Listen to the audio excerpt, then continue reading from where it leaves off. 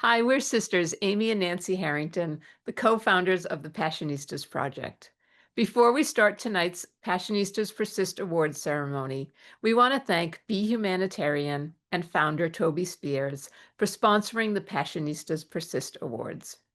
Be Humanitarian leads transformative volunteer vacations to Guatemala, empowering local communities through early nutrition, education, and sustainability, while giving participants an unforgettable adventure. Thank you for championing the persistence, passion, and purpose we are here to celebrate tonight. We're thrilled to be honoring Cara Reedy and Susan Feniger with tonight's Passionistas Persist Awards. We started the Passionistas Project to tell the stories of women who are following their passions and fighting for equality for everyone to inspire other people to do the same. The more we spoke with women for our podcast and Power of Passionistas Summit, the more we saw a common trait in all of them. They are unstoppable. Whether they choose to use their voice to start a women-owned business or fight for the rights of the marginalized, we found that all Passionistas are resilient, compassionate, and persistent. Each year, we celebrate women who embody the spirit of our mission through the Passionistas Persist Awards. This evening, we are thrilled to honor Cara Reedy and Susan Feniger, two extraordinary women who truly reflect the values of the entire Passionistas community. Recognizing them tonight is the perfect way to close this year's summit and its inspiring theme, Awakening Your Power. It's our pleasure to present the first award of the night to someone who continues to shape the face of media. Cara Reedy is more than a journalist, more than an activist. She is a visionary who refuses to let outdated narratives dictate whose stories are told. As the founder and director of the Disabled Journalists Association, Cara has built a platform that doesn't just open doors, it tears down walls. She has created space where disabled voices are not merely included, but centered, valued, and celebrated. Through her journalism and tireless advocacy, Cara has challenged an entire industry to see the talent, brilliance, and diversity of disabled storytellers. She's dismantled barriers that many thought were immovable, proving that change isn't just possible, it's unstoppable when driven by passion and purpose. Her impact isn't measured only in the headlines, but in the countless individuals who now see themselves reflected in media because she insisted they belong there. Tonight, we honor a fierce advocate, a truth teller, and a trailblazer who reminds us that representation matters and that every story is worth telling. Please join us in celebrating Cara Reedy as we present her with the Passionistas Persist Trailblazer Award. Thank you so much, Passionistas, for the Trailblazer Award. This relationship with Passionistas has been I don't know, like 3 or 4 years at this point, and it's enriched my life so much. So this is such a huge honor to be awarded this, and I appreciate it, and I really value this. So thank you.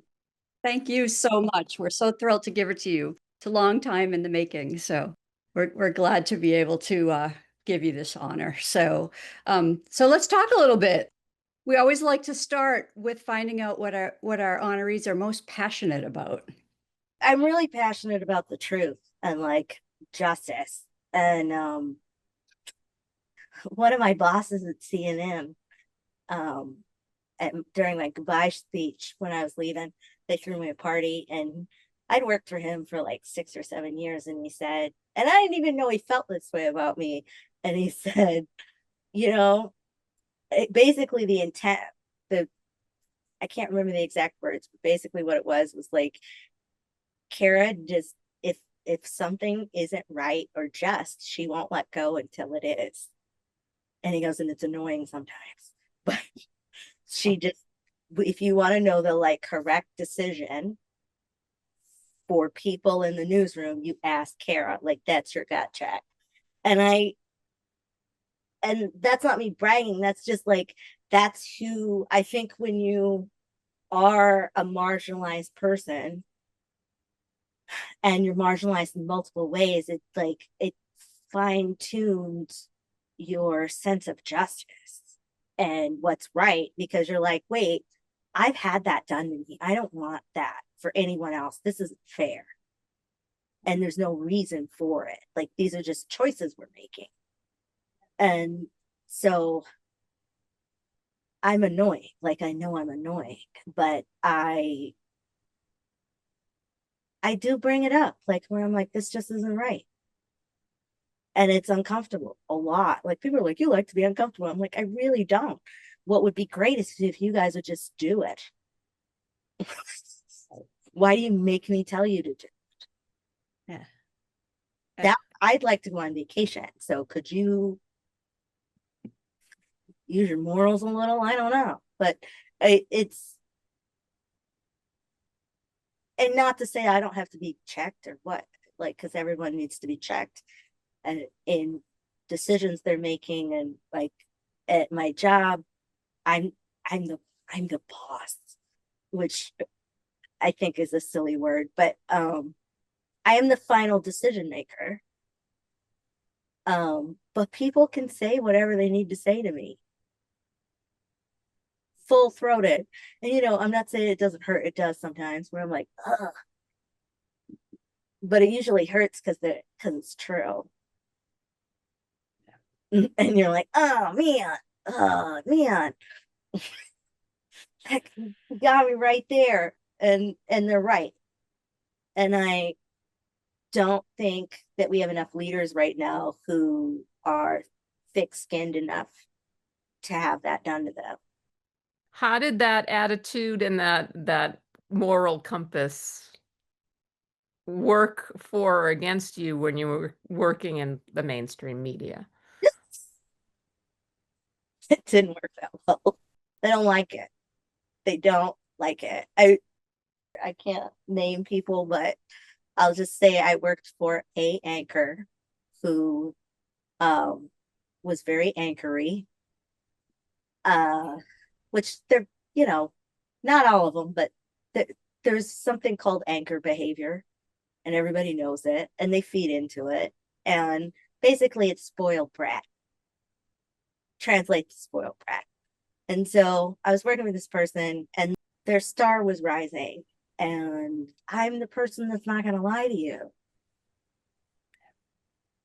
And that person becomes very annoying when everyone else is telling you you're the best. Everything you do is great. Don't worry about it. Everyone else, like, that doesn't, no one wants to be around that when they're having fun. And so that, it doesn't work out. I was lucky that I got out of the anchor business and into a regular like unit where the bosses, and not all of the anchors I worked for were like this. So I have one that is my buddy, and I will name him because he's my buddy. Miles O'Brien, that's my buddy. And I would say things sometimes to him where he'd be like, ah. And then later we were fine, where he'd be like, ah. And be like, all right, I'm gonna go. But he's a normal person. Like, so he didn't get mad. Like, he got mad, but not really. And but once I got out of the anchor business, I worked for several executives where I could just be like, guys, come on. And then be like, you're right. Okay. Like, one of my bosses at one point, people would come by to like whine at them about something, and I had already made a rule, so they were going to whine to him about it. And then he'd be like, I got nothing to do with it. You ask her.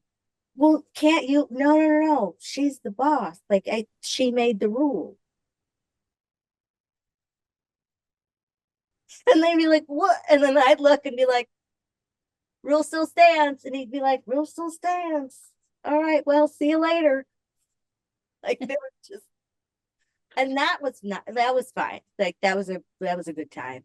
I learned a lot. I learned a lot about newsroom management, um, and taking care of people, stuff like that. So there were times when it did work out.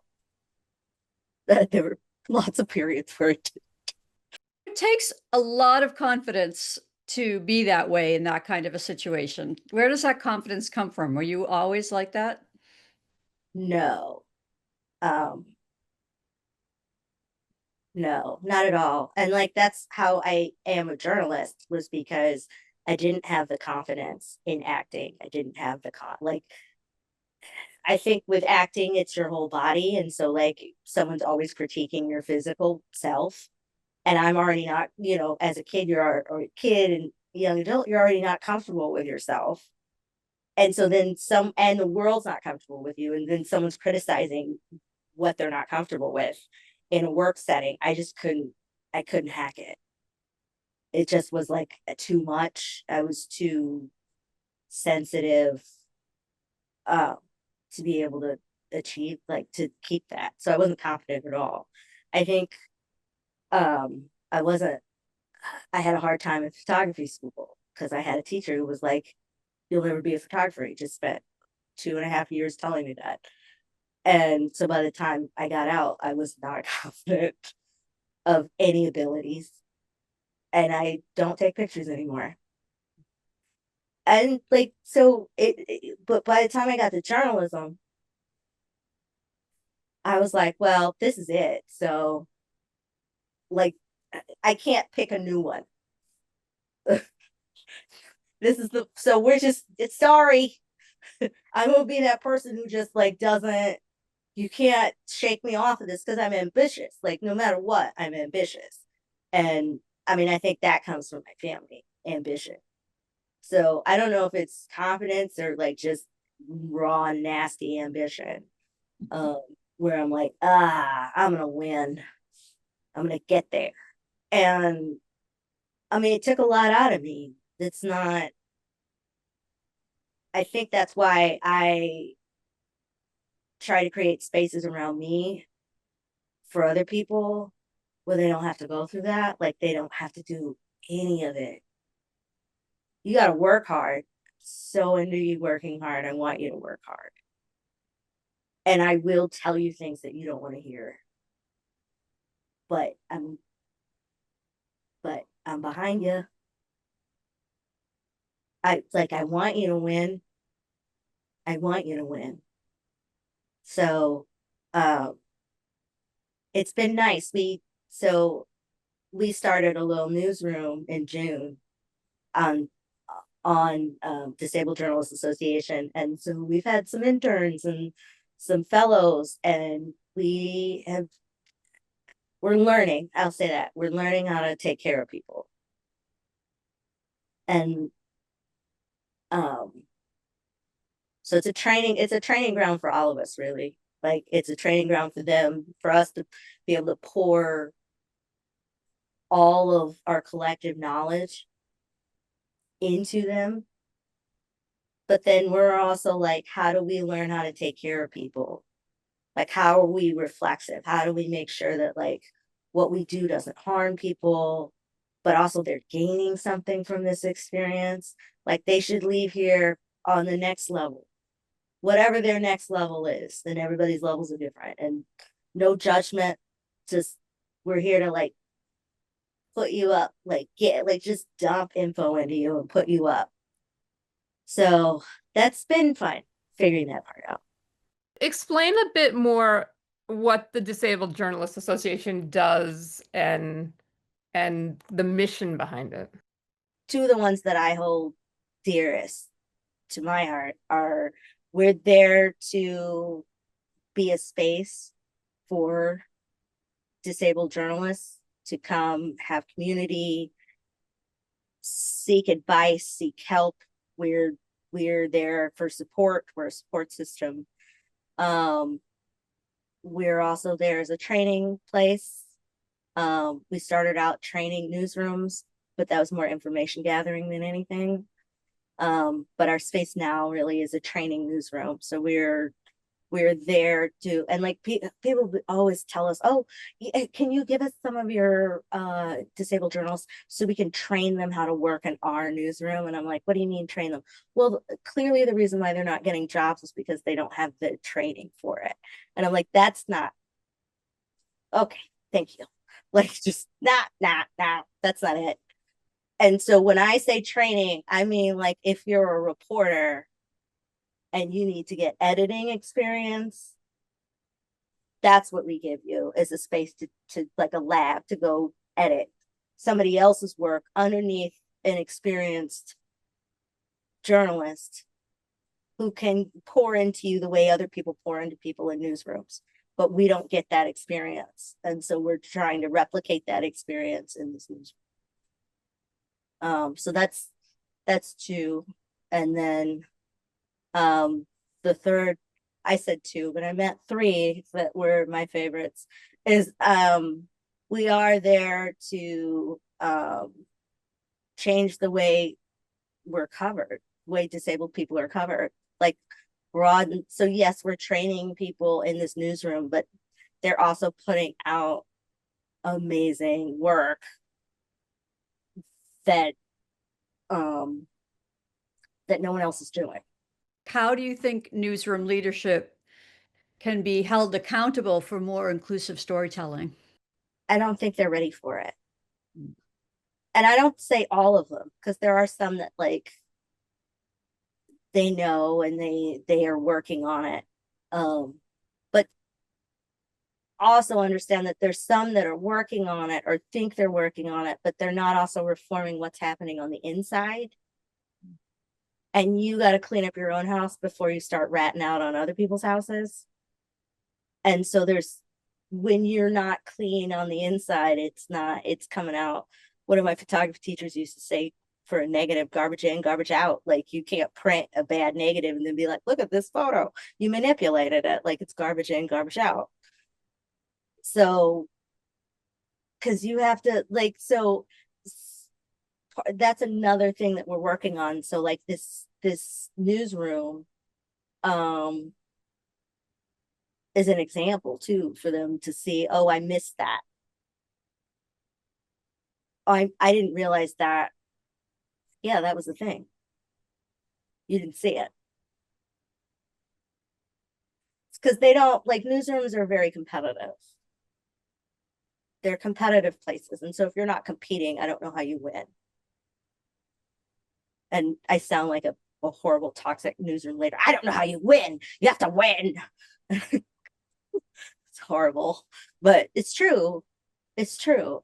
Why is it so important to have representation in newsrooms? So they've like, it's so ridiculous. They've made it like, oh, this DEI staff is giving people jobs that, other people should have those jobs, whatever. And it's like, you guys, part of the reason why the news is so jacked up is because they aren't equitable. Because the DEI programs aren't working. Not because we need less of them, it's because they're not working. So they're heavily represented from upper middle class to upper class white people. So yes, you farmers in Iowa, it must seem like they're lying. They're not lying. They just don't know anything about you. And so that's actually why you need DEI. It's for you too. Like, it's just clown town. Like, you need Black people so that you have a Black journalist that can go into a Black neighborhood and speak the same culture, nuance, and find out the story. Like, this isn't some plot to get you unemployed. Right. And that goes for schools. It goes, like, the best newsrooms are when somebody doesn't understand something and they're reporting on a story, they can turn to somebody that has experienced that and be like, yo, can you gut check me on this? Am I missing something? Should I check somewhere else? It's not to make up lies. It's to make sure that you're telling a fuller story, to getting facts that maybe you wouldn't uncover because you don't know to ask the question. It's this very strange behavior that oh, people, the Black people I know that have succeeded to high levels are dangerously smart. They're not dips. This goes the same for disabled people, like for any marginalization, any multiple marginalization, they're smart because the crap they've had to go through that you even see them. There's a but like, what is that quote? Like, I wish we could get to mediocre. Yeah, because then it would be equitable because there's a lot of mediocre people running around in really high powered jobs that shouldn't be there. And they're not Black. They just aren't because we're not given that. We're not given that. And that's what's hard about living, I think, back in the Midwest is like there's this conspiracy theory in these people's minds. And like, it's bad. Like, don't get me wrong, there's problems. What you think it is not what it is. You have a really jacked up figure. There are people who work in those places who've never met a Black person. And they grew up in Manhattan. That's an island, and not even a big one, full of a lot of people. Like that's nuts. That doesn't happen here in the Midwest. You know a Black person, and they're not your housekeeper. Yeah. That's literally who they know. They're like, yeah, I know two Black people. One was my nanny, the other was my housekeeper. Like it's a, people get mad. I'm not saying like I don't endorse candidates. I'm a journalist, but like people get mad when Bernie Sanders says it's about class. It is. And if you don't, but class here is also built on race. A Black upper class person is not the same as a white upper class person. We in many ways, like I'm not upper class, but like upper class people have Black upper class people in some ways. I'm not saying all of them, and I'm not saying they don't make horrible decisions because they have too much money, because they do. So, but there are lots of things that upper class Black people relate to lower class white people about. And we've spent, and the media has done this, they've spent so much time dividing and keeping people separate that they can't see each other anymore. And so people will vote against their own interests because they don't even realize those are their interests. And whose fault is that? Because people are like, oh, we're supposed to be unbiased. I'm like, what does unbiased mean? You have a bias. You're an upper class white person who's never experienced integration, and you are a millennial. That's weird and not representative. And I'm not saying you can't be in the newsroom. I'm saying there shouldn't be a newsroom full of you. Right. So you'll have to compete. Yeah. Right. Why is that an issue? That like they're always using these, they're taking all these like keywords that other people come up with and they make them awful. And it's the media who does it. They make them awful, and then people are like, oh, I can't believe DEI. And you're like, what does that mean to you? What do you think that is? And you can't tell them different because they've been fed a propaganda for 4 years, just a running nonstop feed of, like, my dad watches MSNBC all the time, and sometimes I'm like, turn it off, because it's just, It's just a running feed of nonsense. And they're not keeping you informed, because he'll be like, well, what questions? And I pop off like 5 questions that would have gotten deeper. Right. And he's like, oh. I'm like, yeah, you're being fed this.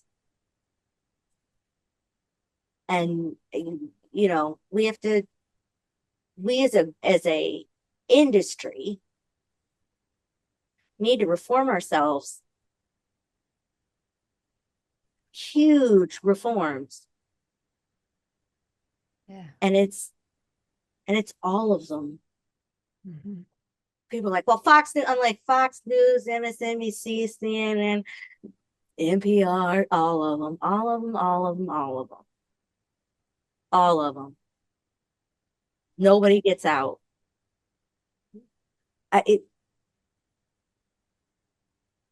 It's,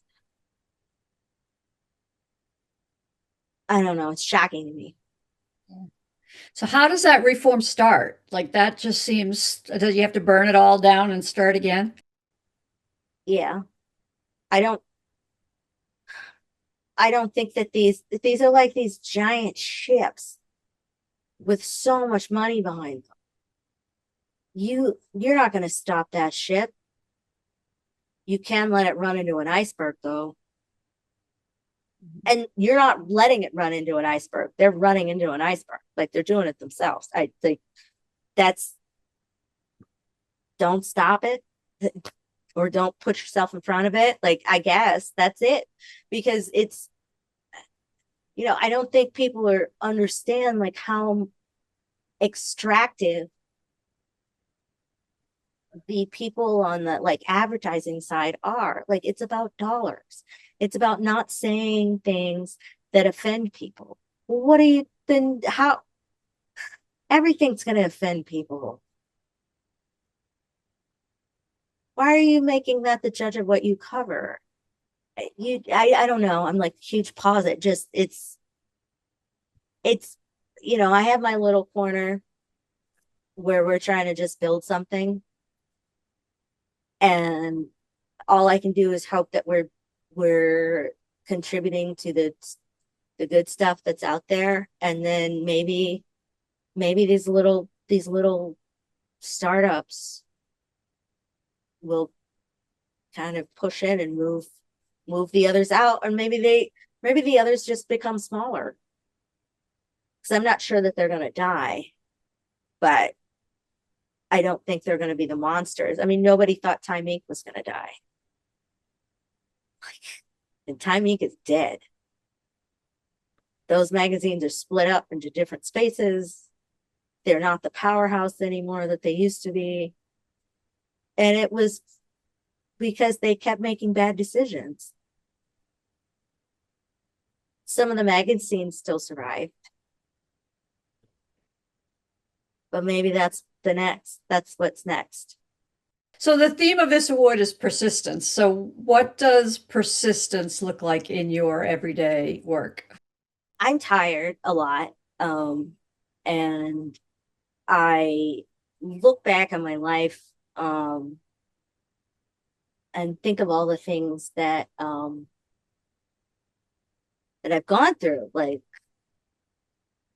and I come from like good Midwestern people who are just like, okay, you can cry today, and tomorrow, get up.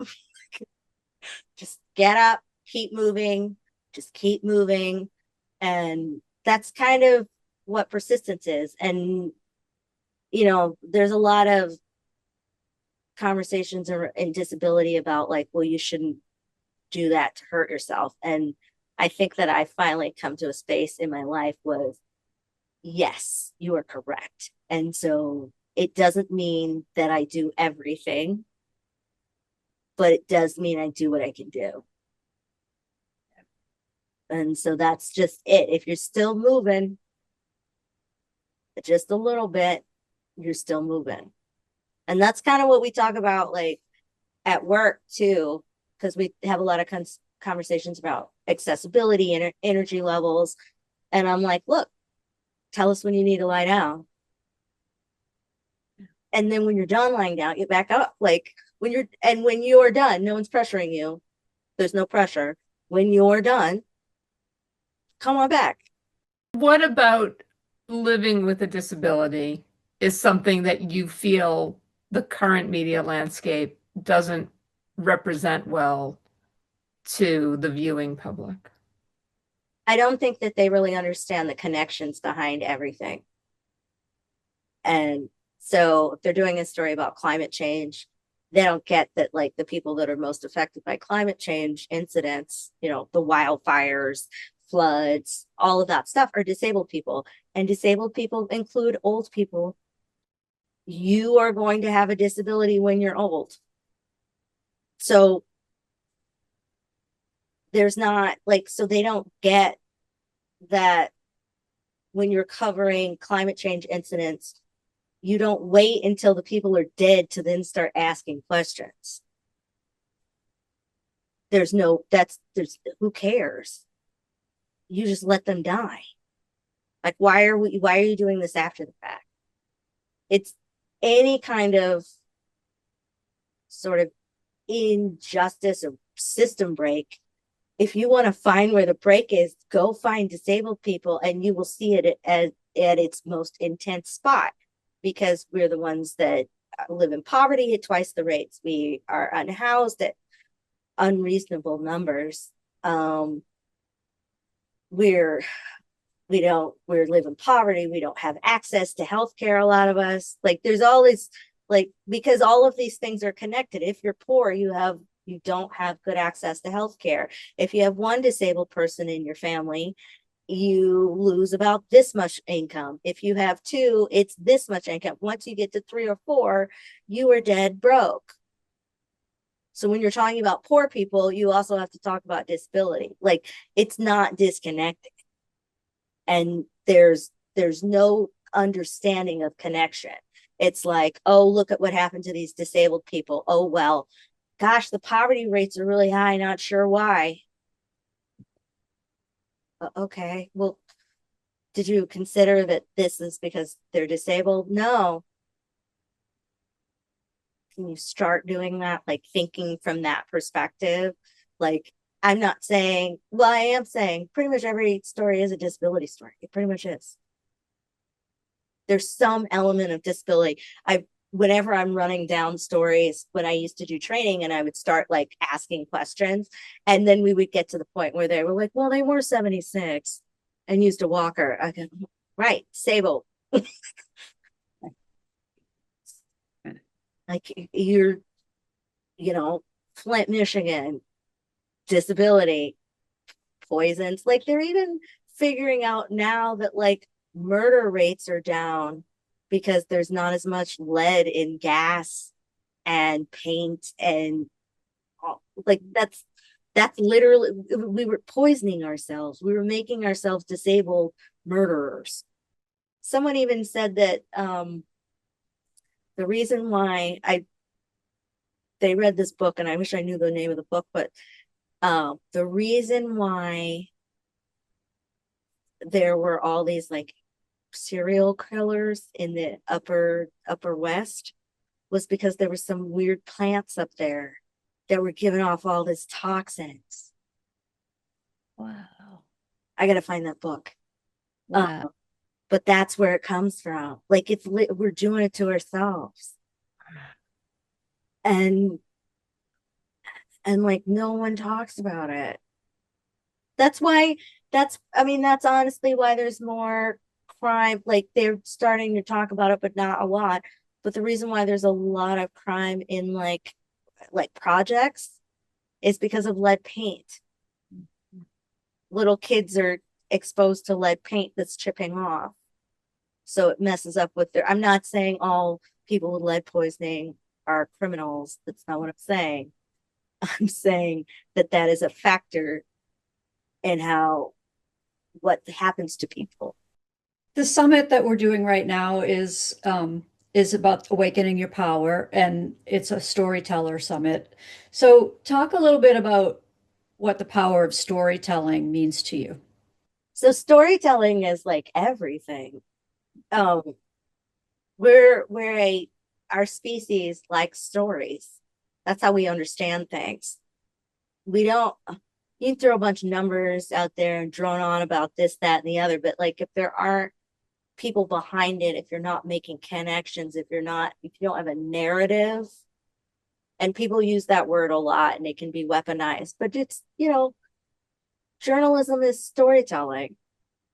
And so if you don't have a clear understanding of what's happening and can tell it in a clear, concise narrative, then people don't know what you're talking about. So storytelling is that is our first education. Like people don't talk a lot about like African traditions, and I don't even know that much about it, but I know about it from my family. Like how you learned about things was from the stories that your family told you. It's how you know how to clean a house. It's like how you know not to mix certain chemicals because your parents told you these stories about how this is how you do things. This is how you cook this food. You make sure you wash this before you do this. And like this sounds very rudimentary, but no, this is how we pass on traditions, we pass on skills. And so if you're not telling these stories, and I think that's honestly what's wrong with some of the kids right now. I actually, despite me saying something earlier about children and teenagers, I actually like them. And I think that we've done them a real disservice by the way we educate them or don't educate them. There's not a lot of storytelling. And without storytelling, how do you connect dots? How do you have a full understanding of what the world is? Or how do you, college at its best is not, it's like you learn how to learn. And I don't think we're teaching kids how to learn. We're just teaching them stuff. And I see it in our interns where like and this isn't shaming. It's literally what we've done to ourselves. And they want to be different. But no one's ever told them this stuff. And so you start telling them and they're like, what? Like basic stuff. How to find stuff, how to ask questions, we were, we were as kids, and I'm not saying everything was better back then. It wasn't. Like alcohol was rampant. There was lots of horrible things that were around when we were kids. But the sense of adventure and wonder, I don't think they have. Yeah. And the autonomy that comes with that.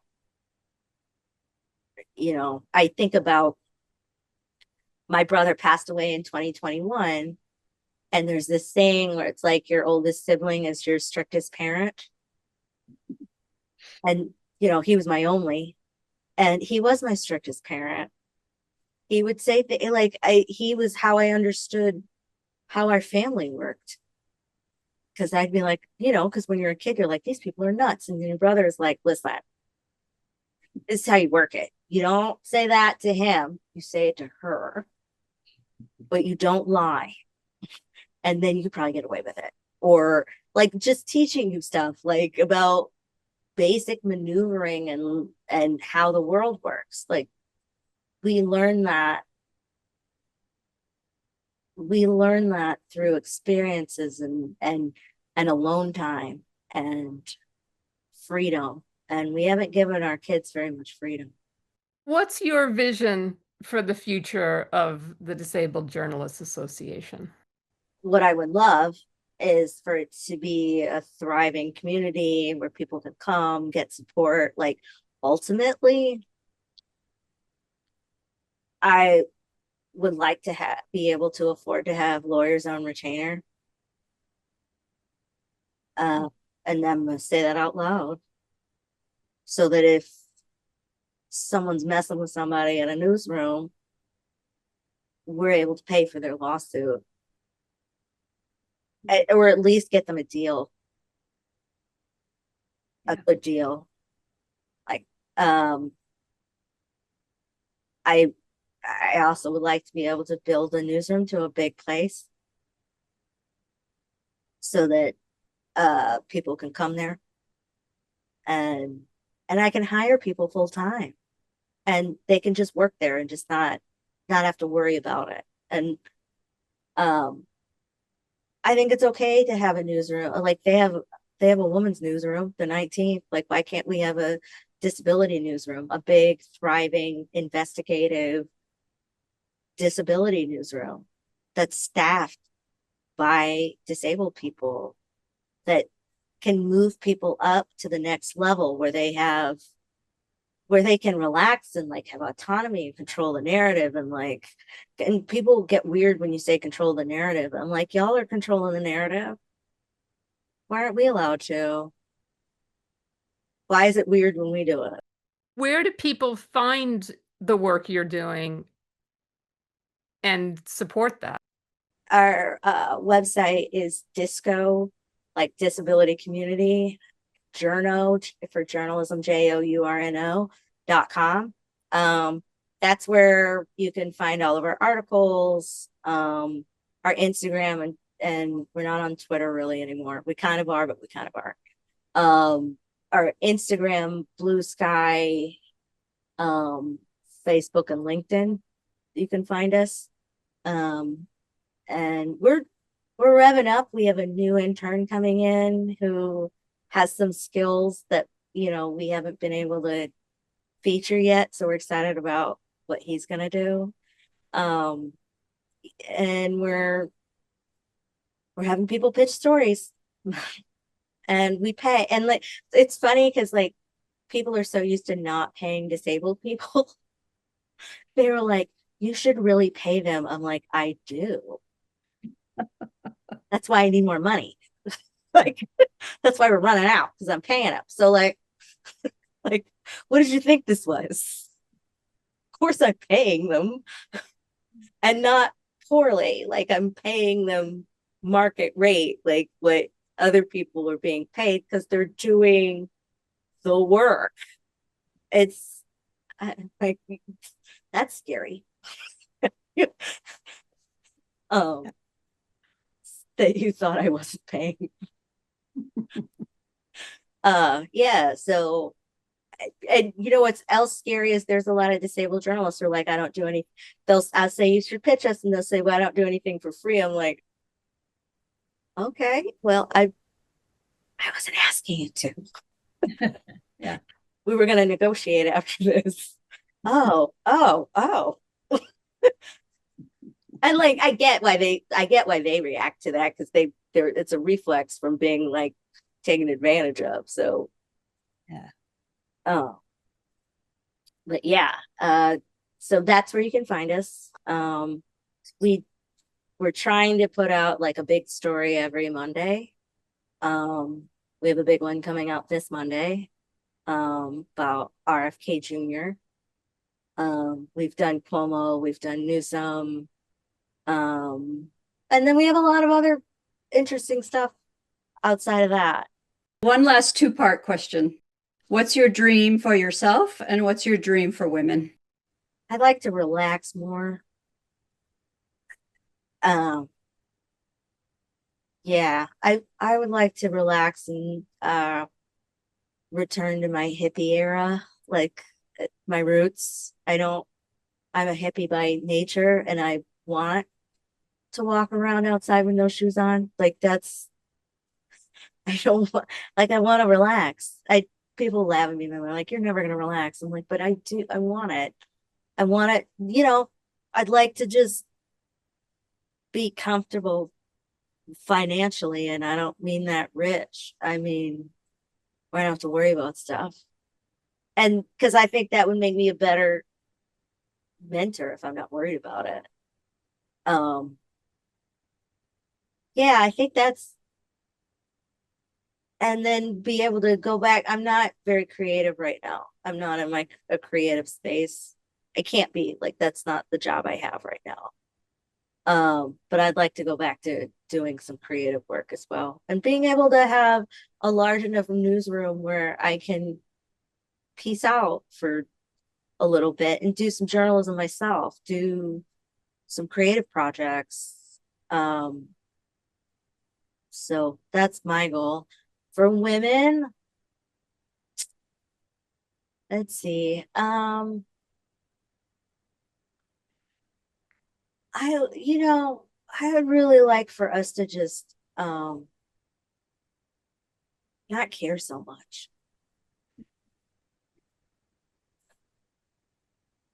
We just care too much about, and we're not getting back anything. And I like relationships aren't transactional, and that's not what I'm saying, but like the output of our, if you want to live in a capitalist society, then we need to talk in capitalist language. And the output of my labor is too much for what I'm getting back. And I think most women operate under that. And how do we stop caring about that and stop acting like pick-me's and playing into it and have some solidarity across, because you're not going to get there without us. Like, whoever you're trying to other, you're not going to get there without us. So care less about who you're trying to be chosen by and get more, have our labor priced at a higher rate. Every year, we give the Passionistas Persist Icon Award to someone who not only excels in her field, but uses her voice, her influence, and her passion to make the world a better place. This year's honoree is a woman who has spent decades breaking boundaries, redefining what's possible, and lifting others along the way. As a world-renowned chef, Susan Feniger has brought her culinary vision to diners for decades, co-founding legendary restaurants like Border Grill and Socolo, along with her business partner, Mary Sue Milliken.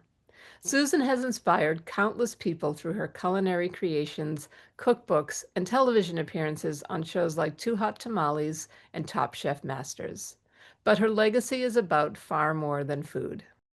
Susan is a tireless advocate for LGBTQ rights, spearheading the Los Angeles LGBT Center's Culinary Arts Program, which offers a 12-week training course for homeless youth and seniors. And she's a fierce supporter of the Scleroderma Research Foundation, serving on the board and raising both funds and awareness for this important cause. Susan embodies what it means to persist, with creativity, with courage, and with compassion. She shows us that success isn't just about personal achievements, it's about using your gifts to uplift others and to spark change. Tonight, we celebrate Susan, not only for her remarkable career, but for the countless lives she's touched through her generosity, her activism, and her unstoppable spirit. It is our great honor to present the 2025 Passionistas Persist Icon Award to the extraordinary Chef Susan Feniger. Amazing, right? Thank you guys so much for this amazing honor. The power and incredible spirit that the work that the Passionistas do is so inspirational. Receiving this award, the Passionistas Persist Icon Award, blows me away. The women that have received this in the past are truly icons to me, so to be honored like this is quite special. I have to say that persistence is probably something that I actually feel like I might have been born with. The running joke with our team at work is that you just can't say no to Susan. And I sort of think that's true, but that's because I nag so much that people just finally say, okay, fine, just I'll do it. Anyways, listen, I just love the work that the Passionistas do, supporting women all around the world from underserved areas, often marginalized communities, is something that we need now more than ever. For women from these communities to just have a place to seek support, to be able to collaborate, to get guidance, to make meaningful conversations and connections, this to me is more important than anything in our being able to succeed in life. I know that for Mary Sue, my business partner, and I, we've always reached out to our peers, to our mentors. We do it over and over and over, asking anything and everything. And I have to say that this has helped us to navigate how to be out there in the world and figure things out. So I'm so very proud to be part of this incredible group, and thank you for this very special award. The honor is all ours, Susan. That's so beautiful. Thank you so much. And we're thrilled to be giving you this tonight. So what are you most passionate about, Susan? Well, I won't say Liz. I could say our dogs, but I mean, I think probably, obviously I love what I do, and my least favorite part of it are the meetings. My most favorite part is probably being in the kitchen, being able to wear a uniform to work every day, being, able to talk with guests. But I think really having been able to have a voice and be able to be out there and help to make small change happen out there in the world by just being able to use my voice to raise money or do things that I think are important for our community, for the people that work for us, the young kids that work for us, to be able to have them learn about, giving back and the importance of that. So, I mean, I think, I always feel when we're doing an event, it's really, and it's for a cause that, I mean, we do so many events, but when you're doing something and you really feel like you're making a difference, it's such a rewarding part of what I do. And I think makes the work even more exciting and more valuable. Were both of those things, the passion for food and the passion to service people, things that you were instilled in you when you were a kid? I mean, certainly, my mom used to volunteer at in Toledo, Ohio, at the old folks home, and I'd go with her when I was really young. But I think, I think my parents were always, I think my dad in his business and his work was always helping someone's kid or someone to, maybe that rubbed off on me. I always, I was always drawn to trying to, even when I was like young, like in 10th grade, I tutored, a kid from a really, underserved community. And I don't even know necessarily what inspired me to want to do that. But I don't know, somehow or other that became a big part of my life. And I think when Mary Sue and I have been business partners now 44 years. When Mary Sue and I opened our first restaurant, we used to always kid about like that we were a nonprofit. I mean, in many ways we were a for-profit that was nonprofit, but we always felt like it was so important to give back to the community that supported us. So maybe it started at an older, a little bit older of an age. And, we had a restaurant where you could do an event and you could raise a lot more money than we ever could have written a check for. So, but somehow that became an important part of our business and always has been a huge part of our company. And, and the things that I was most passionate about, the things she was most passionate about, those are the things that we dove into. And then things that some of our staff would be, very involved with. And then political and, and of course, you're never supposed to do that in your business and be very political. But of course, I am. Even if I'm not supposed to be, I still am and will always be. But I feel like when you're lucky enough to be able to give the opportunity to speak up, you have to.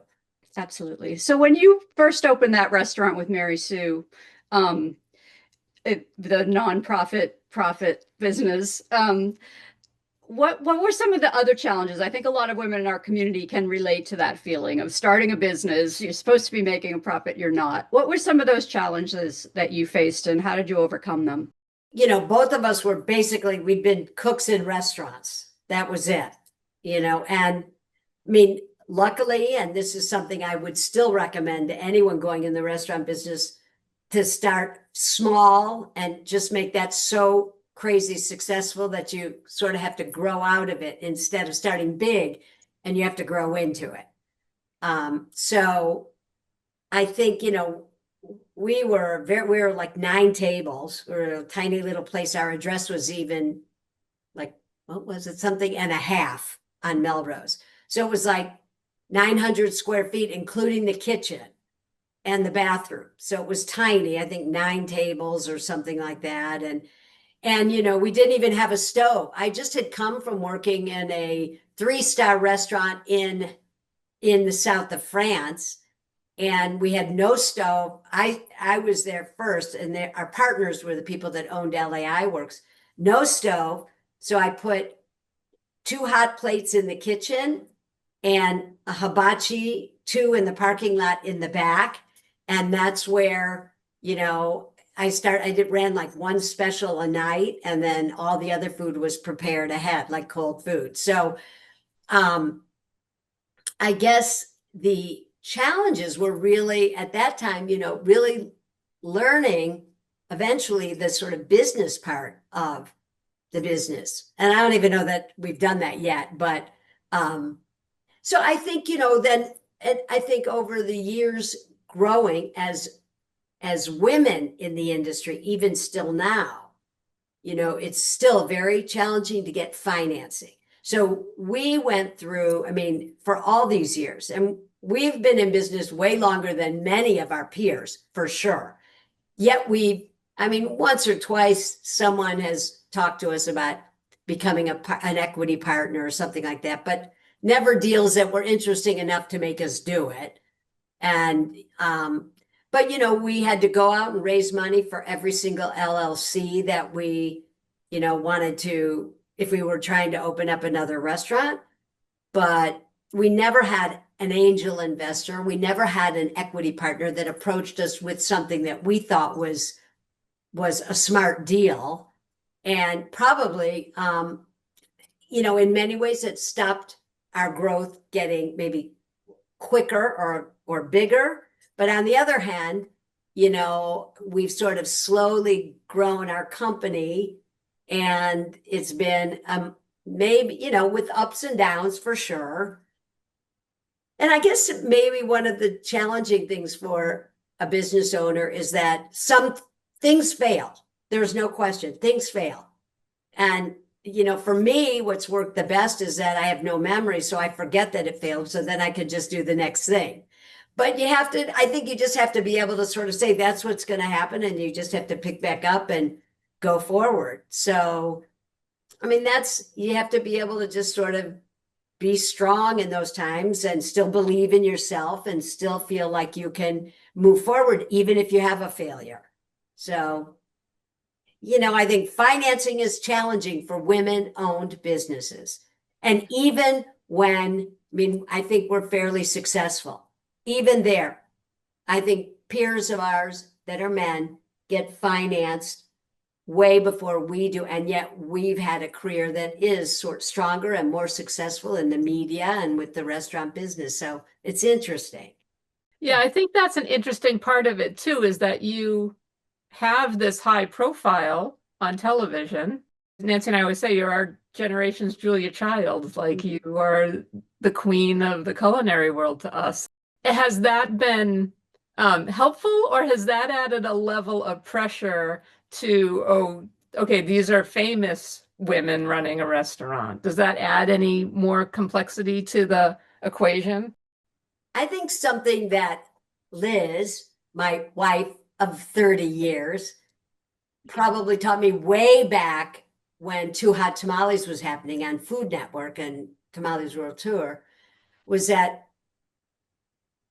I think for her coming from the entertainment industry, it was like, don't ever believe that won't end, because It does. So don't ever like think you're, a big movie star and that's going to continue. Think about what your core business is and do that. And whatever you get from that sort of happens and enjoy it, but it is what it is at the moment.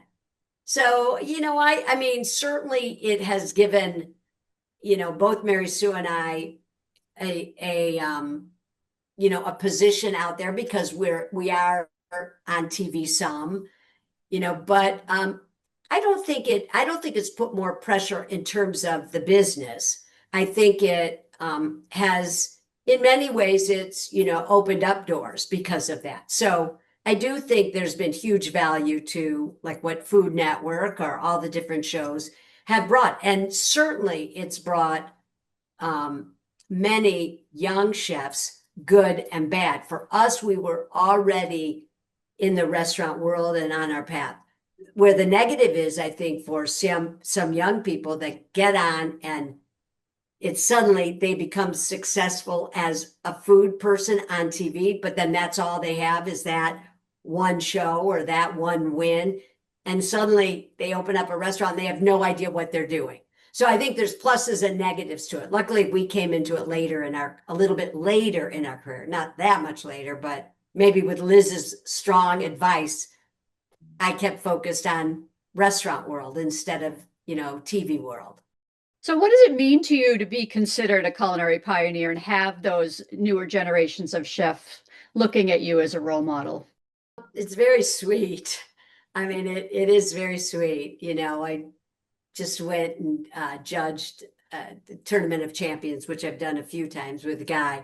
And every time, Guy introduces me, it'll be like, and here is the, OG, and here is the, iconic. And it's sweet in many ways. I mean, I am old, and, I guess I don't feel it, but I do, that does come up quite a bit. And it's very sweet because I am so much older than so many of these young chefs and they're not even that young, but that are, out there. And I think, that what happens, or at least what I've seen is that, you're so used to having grown up in that and been sort of, in some ways, the sort of new chef coming into it. And then as you get older and older, you're no longer that new chef. And now you're sort of the old timer, but there's something about it. I feel really honored. I don't see, that, oh, we're the next Julia Child. I mean, that'd be amazing, to think of ourselves that way. When we got that Julia Child Award at the Smithsonian, that was quite surreal for both Mary Sue and I. That was probably the most surreal thing that ever happened, I think, to either one of us of any kind of award. That was because it's Julia, it's a Smithsonian. There's something really wonderful about that, magical, because she was so magical. And you knew her, right? What did it Yeah. mean to you to get to know her? She was incredible. She was humble and always, no matter what, the first time we met her was at City Cafe at the little tiny in the 82 or 3. And in order for anyone to go to the bathroom, they had to come through the tiny little like 10 by 10 kitchen. And the bathroom was in the kitchen. I mean, the kitchen was, smaller than this kitchen here. And we met, and the refrigerator was a double door refrigerator in front of the bathroom. I was on the floor cleaning out the stuff on the bottom of the refrigerator. And someone walks in and bends over and hits her head on all the like pans and pots and pans. And then we hear her voice, and Mary Sue was behind, at that point we'd put a stove in. Mary Sue was back there, heard that voice. I looked up and there was Julia standing there. And from then on, every time we would see her, every event we did, panel we did with her, we emceed, I think it was her 80th birthday. Every time we would see her, she would be like, ask us how we were doing, what we were doing, when we were getting back on TV, what was going on in our lives. And, when we did a few cooking shows with her, she would just She would party harder than anybody. We would shoot from like 6 in the morning till like, 5. Then we'd end up at her hotel out at the beach. And she'd have some friend there playing piano. We'd all be drinking, and then we'd go to Border Girls Santa Monica and drink more until like 11. And we were back filming at like 6 in the morning the next morning.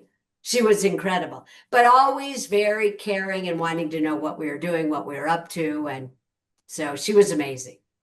Sounds like someone we know. You have a lot of those same qualities, Susan. And she was fun. I loved how fun she was.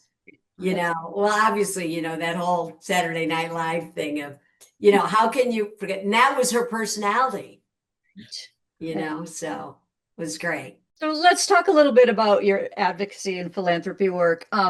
We talked a little bit about earlier about what motivates you, but why was it so important for you to spearhead the cooking related initiative at the Los Angeles LGBT Center? I've been on the board of the Los Angeles LGBT Center for like 17 years now, and I've been co-chair the last 4 years. And it's just, so I was on the board before we even, did the newest campus, the Anita Mae Rosenstein campus. But I always was, I think from the very beginning, did the event Simply Divine, which was this really fun, walk around tasting with like 20 restaurants and wineries, and we got all of our peers, like the walk around events have, which were really great and very fun and inexpensive, so that everybody could sort of come and enjoy it. But when we were doing the capital campaign for the Anita Mae Rosenstein campus, which is at McCadden and Santa Monica Boulevard, it was to be 100 beds for youth, 100 apartments for low-income seniors, and then the youth center, which is open every day, where you can get 3 meals a day, and the senior center, same thing, and then offices, and right across the street from the Village, which is where the theaters are, and AIDS Life Cycle was based out of there, and a lot of the performing stuff happens there.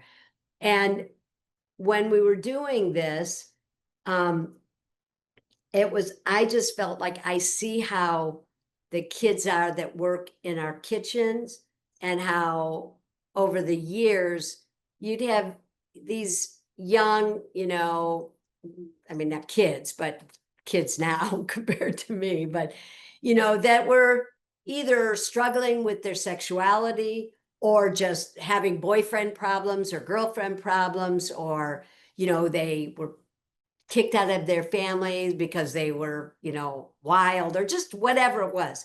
And you could see how restaurants, in most, not all, but many restaurants, there's a camaraderie that happens between the kitchen people. It's almost like a sports team, or I think I'm imagining like theater would be, is like you're busy, busy, busy, and then the door opens and you're on and you're in full service, and everyone comes together, and then the end of the night, everybody relaxes, and then they go out and have a drink. And that's part of the problem of our industry.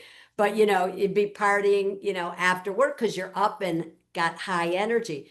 But I just felt like there was a camaraderie, and people created their own family between front house, back of the house. And I felt like this is such a great way for youth and seniors that don't have that support, that if you create an environment like that, it would give seniors and youth this intergenerational support, and the kids could learn from these seniors that were in the program, and the seniors would have these youth that look up to them, and then, coming to work in a uniform and having to be sober, and being able to put your whatever name you want on your jacket, and having to be there on time. It certainly creates discipline, because that was part of what we thought, it's very important. And learning a skill, and going through a program where you actually begin to learn a skill where you could get a job. And even if you didn't stay in the industry, you'd know how to go and cook for yourself when you got a place to live. So it just felt like such a no-brainer to me. And so, I convinced our board that part of what we should do is invest in this kitchen and culinary program. And it's great. It's fantastic. They go through a 12-week program. And then the placement, the center is like the largest LGBT center in the world, and over 800 employees and 9 different locations here in LA. And kids are getting their, high school degree, there's job placement, they're going on to college, and the center helps that happen, and placement into restaurants. And so it just, I just felt like it would be a great stepping stone, and it has been.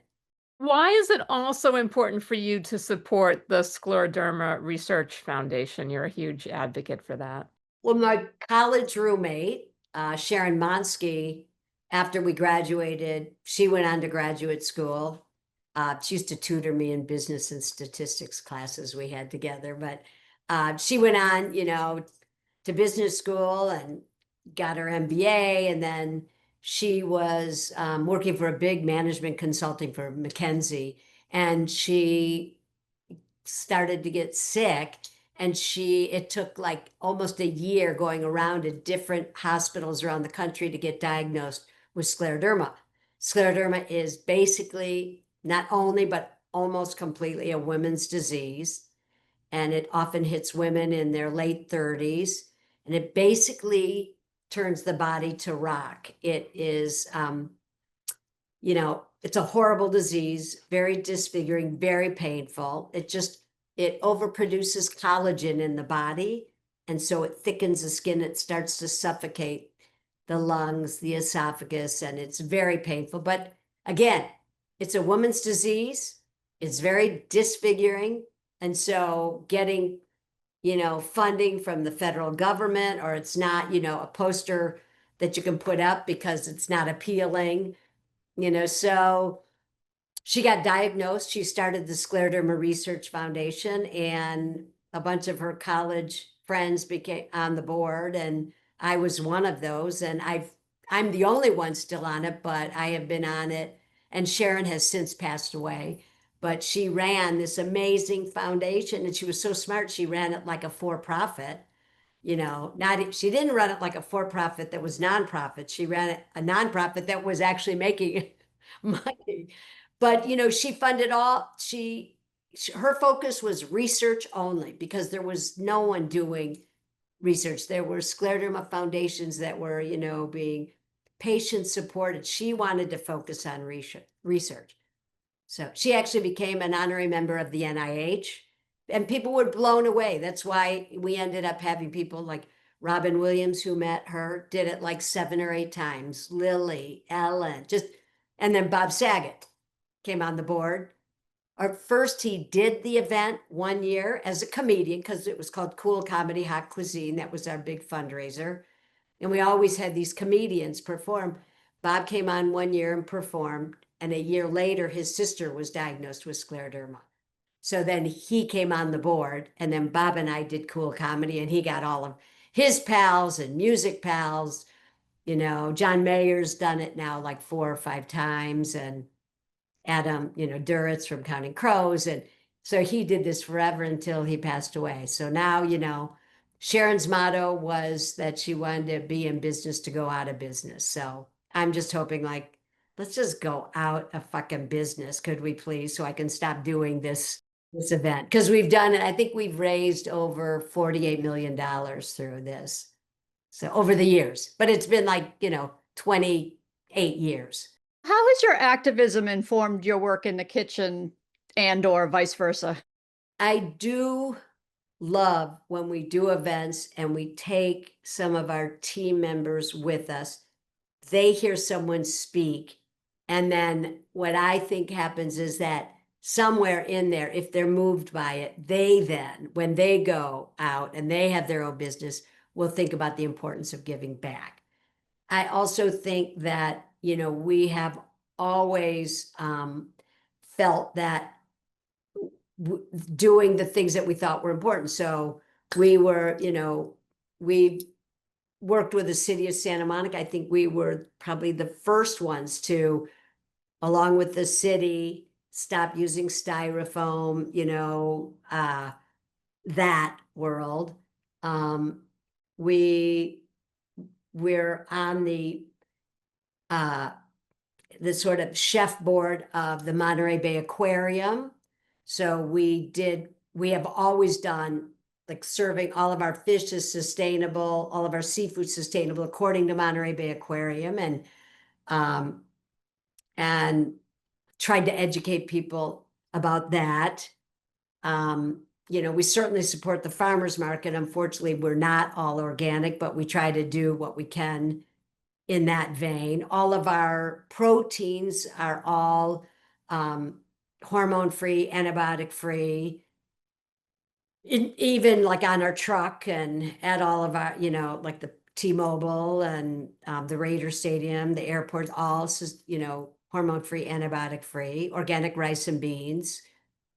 And, we try to do things like, we were on the spokespeople for California Avocado Commission, so that you're not that you shouldn't ship from Mexico, but trying to really support the farmers here.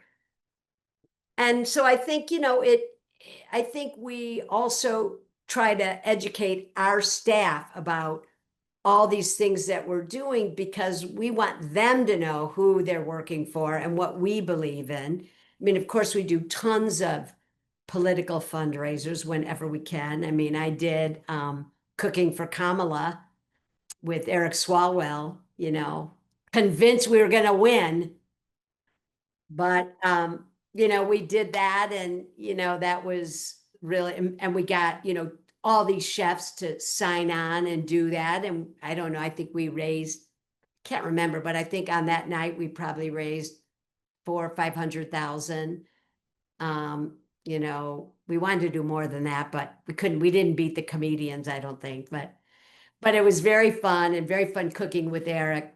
And, so I think, we try to do, we do the things that we're passionate about, that's for sure. And so I think it's, so I think sometimes our team is like driven crazy, because we do a lot of these, supporting the arts, supporting, right now we're doing, and this is not that there's no money to be made. It's some, but during COVID, we started working our company, what's called Feed Folks, and we are now serving between 2,500 and 3,000 meals a day to food insecure. And we just recently purchased a building in downtown LA, where we will unfortunately continue to grow that, and working with Karen Bass to be able to see what we can do to help get more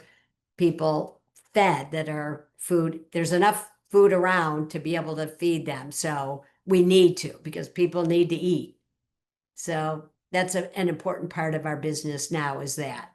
So since we've met you, which is 7 or 8 years ago, you've opened Socolo, you've opened Alice B out in Palm Springs, and you've had countless other ventures going. I can't name them all.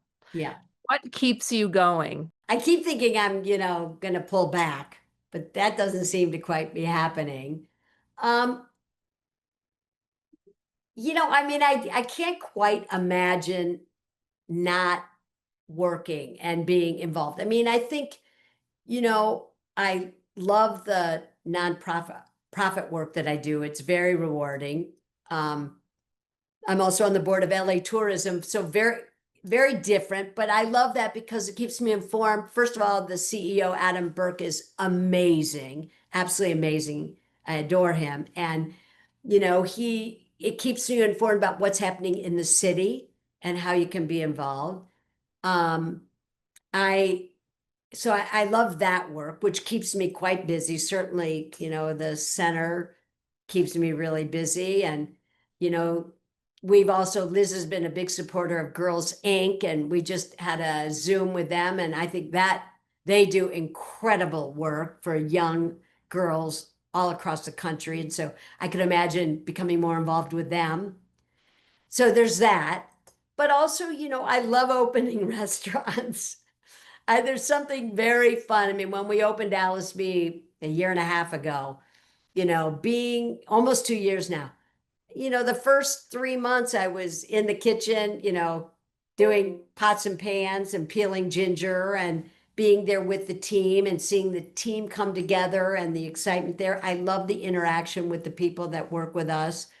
I like that. I like being, supportive and a cheerleader for them. I really look forward, and I'm there, and we have an amazing CEO right now that I love the idea of never having to make any major decisions about anything.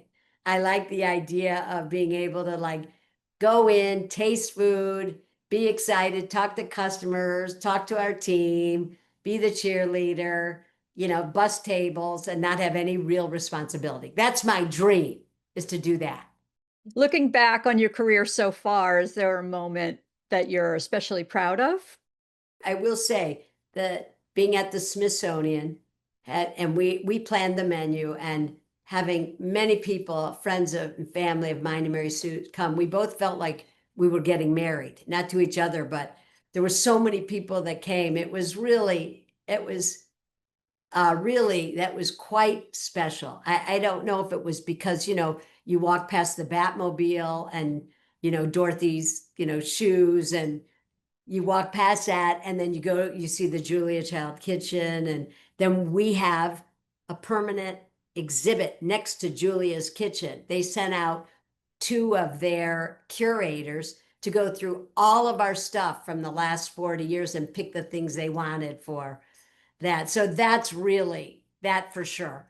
But I do think, when we pull off like an amazing Scleroderma Research Foundation event at Cool Comedy, and we raise $1 million. It's like, I feel really great about that. Or when this year at the Los Angeles LGBT Center, more than ever, given the hellish situation we're in right now with this administration. Sorry to be political, but can't help myself. But we did an amazing event where, because so much of our funding has been cut, we did an event instead of in a hotel or at the Shrine Auditorium with 900 people. We did it actually at the Anita Mae Rosenstein campus and did it there. And we did it very different than we normally do the gala.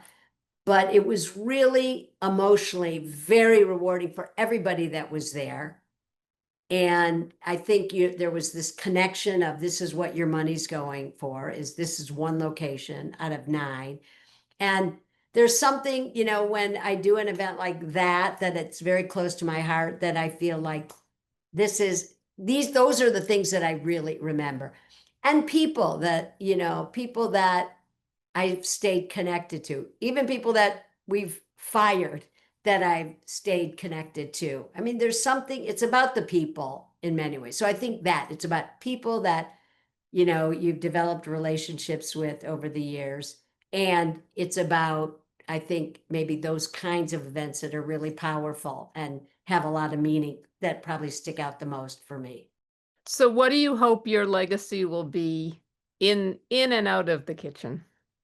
I think maybe that I don't take things too seriously, that I want to, that I respect, I think that I respect the people that work for us, that work with us side by side, and how everybody comes together, the family that's been created over 44 years, and the relationships that have developed, and just that that I'm, easygoing and fun, and I listen to people and have a good time and give back, I think, and that I know how to cook. Sort of. Oh, you Kinda. know how to cook. No doubt about that. One last 2-part question. What's your dream for yourself, and what's your dream for women and people in the LGBTQ plus community? If I had unlimited amount of money, that I would be my dream restaurant, this would be my dream, is to have, and I would do that tomorrow if there was someone who wanted to back that, which is have a great little cool bar type restaurant and have amazing jazz, make Liz sing there when she wanted, and have amazing jazz players come in. I love jazz and I love going to hear jazz. I would love to have great food and have a little jazz bar. That would be my dream. But you couldn't make any money at it. So if you didn't have to make any money, but you could just do that, that'd be my dream. What's your dream for women and people in the LGBTQ community? You mean other than getting Trump out of this running the country? For everybody, not just for the LGBT community, but I mean, for women, my hope is that things shift more than they have. Just, I will give you just an example is that out there, 50% plus, maybe even more than that, of the cooking school graduates are women. It's something like 6 or 7% are in C-level positions or owners. It's still, this many years later, the women are just so behind in being able, like I said, being able to raise money, having an angel investor. So in the food world, but I think it goes across all worlds, all businesses that, women have a harder time. And I would love to see women supporting more women. I can say that for me, my biggest mentors have been men who are open and willing and, have been there. And it isn't that women wouldn't, it's just that the people that have been in my industry are mainly men. So, but they have been incredibly helpful and generous. I mean, I have heard, and I have no idea, but I have heard from other people in other businesses that, women are less supportive of women. And maybe it's because there's fewer high-level jobs, so people don't help as much. But I think women supporting women is so important. That's why what you guys are doing is so very valuable, because it's just, because if women supported women, just imagine what an amazing world this would be. I mean, look at Kamala. And look at Hillary. There couldn't have been a more qualified candidate or candidates to ever run this country. And so there you go. To me, if women were supporting women in the big, powerful way, we'd be running the country. So, so I think, and in our community, I just, it's probably naive, but I just think, you just can't make judgments about people. I see it for myself. When you look at someone and you make an assumption, and then I'm always sort of amazed when then you spend time with that person and you realize your assumption was completely wrong and off. So I just think, for the LGBTQ community and for women in that community, but women everywhere, is that you want to try to help not be judgmental and see if we can change the world that way. Thank you to everyone who's made this year's Power Passionista Summit so special. Our storytellers, participants, and Passionistas Persist Award honorees. Your stories and vision fuel the Passionista Sisterhood, the summit, and our anthology book, making them a source of inspiration for us all. A special thanks to our charitable partner, She Angels Foundation. Co-founded by Kat Curry-Williams and Catherine Gray, the organization funds grassroots female-founded nonprofits supporting women and girls. We're so grateful to Kat, Dr. Teresa Ashby, Jill Mulligan-Bates, and Monique Impiliazzo for their partnership, and we're excited for what lies ahead. We also want to thank our sponsors, Toby Spears, Be Humanitarian, Julie DeLuca Collins and Dan Collins, Casa de Confidence Productions, Dr. Melissa Bird, Safriana Luna, and Sashi Chandran's Tea Drops. We couldn't have done this without our core collaborators, the incomparable Julie DeLuca Collins, who sparked the idea for our anthology series and guided us through the process, our brilliant editor, Karen Herman, who elevated Awakening Your Power to new heights, and our dear friend and trusted attorney, Annette Collar, for her expert legal advice. Thank you to our friends and family, especially Beth Harrington, Lisa Barbosa, and Lee Harrington, for inspiring us to follow our passions, and a bonus shout out to Lee for his legal guidance. And an extra special thanks to Rob Johnson and Marvin Etzioni. Your encouragement and support makes it possible for us to do what we do. But most of all, thank you, our Passionistas community, for showing up, lifting each other up, and creating a space where women, gender nonconforming, and non-binary people worldwide are celebrated. As we close, make sure to order your digital copy of the Awakening Your Power anthology book, which is only 99 cents through midnight tonight, and pre-order the paperback, which drops next Tuesday. We've dropped the links in the chat. If you've been inspired by the women in this year's summit to tell your own story, we'd be honored to support you on that journey. We're thrilled to announce that Awakening Your Power Volume 2 will be published in 2026. If you'd like to share your story in the book or on next year's summit stage, reach out to us at info@thepassionistasproject.com. For those ready to go even deeper, we're launching our memoir writing program, where we'll guide you step by step through our unique interview process, helping you transform your ideas into a fully published book. You'll find a link in the chat with more details and to schedule a discovery call. That brings this year's Power of Passionistas Summit to a close. Our mission is to keep building a supportive community of women and gender nonconforming, non-binary people.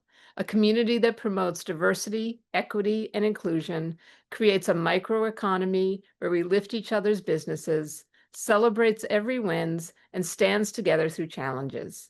Above all, we're here to help you share your authentic, unfiltered story. We hope you'll take what we've learned together over these past few days and put it into action. Please invite your friends to join the Passionistas Project Sisterhood, where we'll keep these conversations going and continue working together toward equality for all women. And most importantly, stay well and stay passionate.